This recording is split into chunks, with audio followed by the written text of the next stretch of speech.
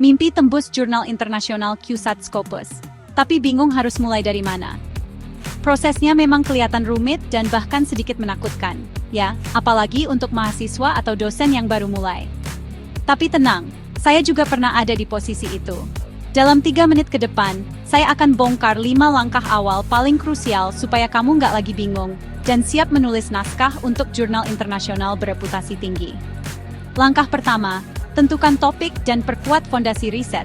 Jangan cuma pilih topik yang kamu suka, tapi pastikan topik itu punya kontribusi akademik dan ada unsur kebaruannya.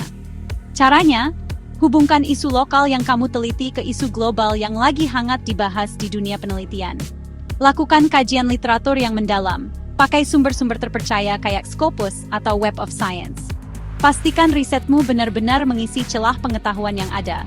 Langkah kedua, pilih jurnal target sejak awal. Ini langkah yang sering banget dilewatkan. Setiap jurnal punya fokus, ruang lingkup, dan gaya penulisan yang beda-beda. Cek dulu website jurnalnya, baca bagian aims and scope sama guide for authors.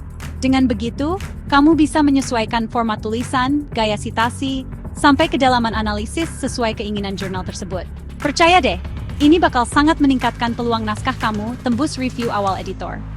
Langkah ketiga, buat kerangka dan abstrak yang kuat. Bikin dulu peta tulisan atau outline sebelum mulai nulis.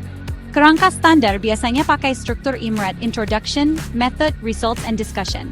Jangan lupa, abstrak adalah wajah pertama penelitianmu.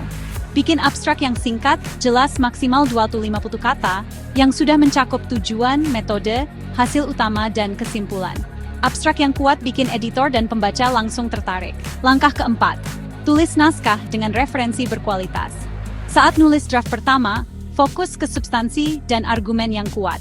Jangan terlalu mikirin grammar dulu, yang penting isi dan data valid. Setiap klaim harus didukung data dan fakta dari referensi terpercaya ya.